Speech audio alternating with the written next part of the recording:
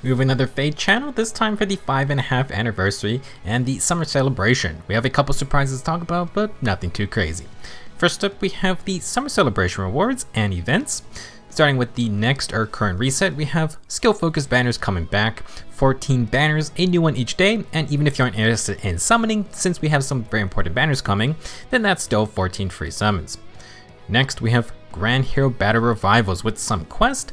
Yenfei is back for those that still haven't fully plus Tandem, and we even have the pretty recent Limb Stella also available. These last 2 days each, and you can get another copy of the unit if you complete the available quest. A staple event is the daily celebratory reward maps. These are super easy and give 2 orbs each, so 20 orbs total, definitely worth doing each day. Last event is that we have a Hero Fest available, aka I hope you like Hardy Fighter save skill armor units. For this Hero Fest we have Moosebow, Niffle, Ascended Leghorn, and Ascended Fjorm with her annoying Hardy Fighter. By the way, Legendary Nana, still available, just saying. If you want any of these units, you got an increased 5% focus rate, but Pretty Breakers are still in play. Luckily, if you want to save for CYL, then everyone is getting 10 first summon tickets, so start picking a god and start praying. Along with these events, we have login bonuses and various quests to earn all of these rewards. Along with our first summon tickets, you got juicy items like a free Form of Soul and 550 heroic grails. Not listed here is an Aether-rich structure you can also get to celebrate the celebration. Keep logging in daily and complete those quests. Next up, we have a sneak peek at the upcoming seasonal banner for August.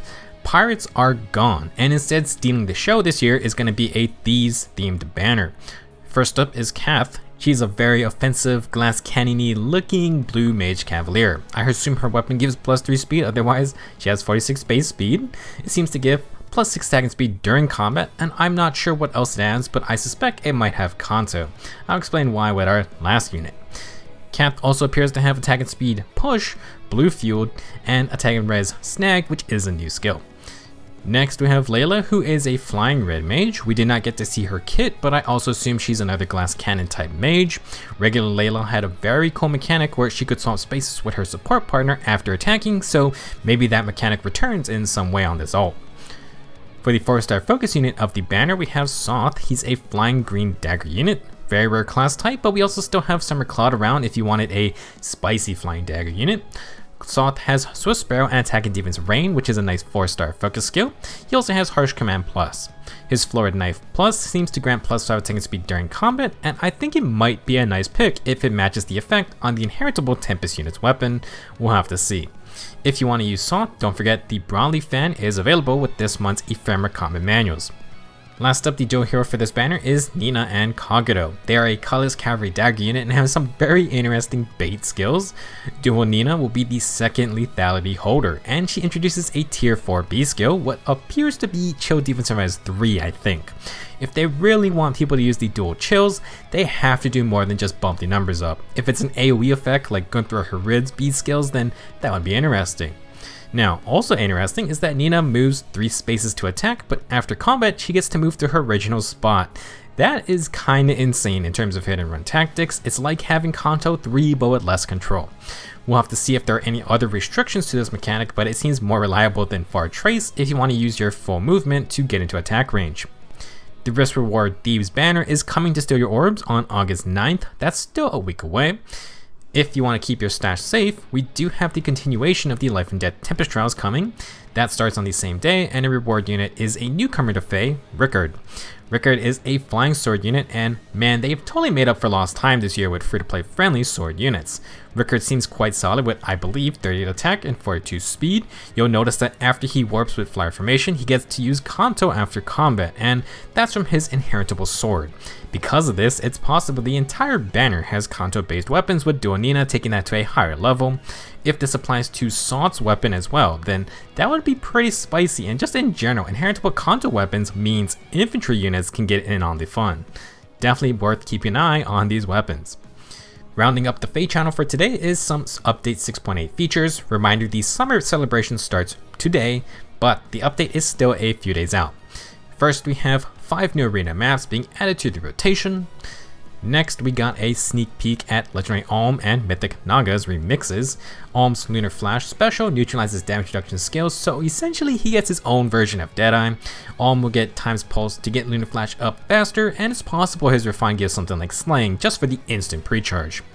For Naga, her Divine Fang got a very nice upgrade. It still grants Dragon Effectiveness to adjacent allies, but it now gives +6 attack and speed and a free follow-up attack when initiating status to everyone within 2 spaces. This is a great boon for a lot of units, either making slower units more threatening or giving fast units a way to bypass fall prevention. A +6 attack and speed buff also doesn't hurt anybody. For her free skill, Naga gets Dive Bomb 3, a bit of personal combative power for her. Moving on, we have 6 more legendaries and mythics being quote-unquote demoted to the remix banner. From now on, if you want any of these units, you have to summon on the remix banners, not the regular monthly banners. They are also next in line for future remix upgrades.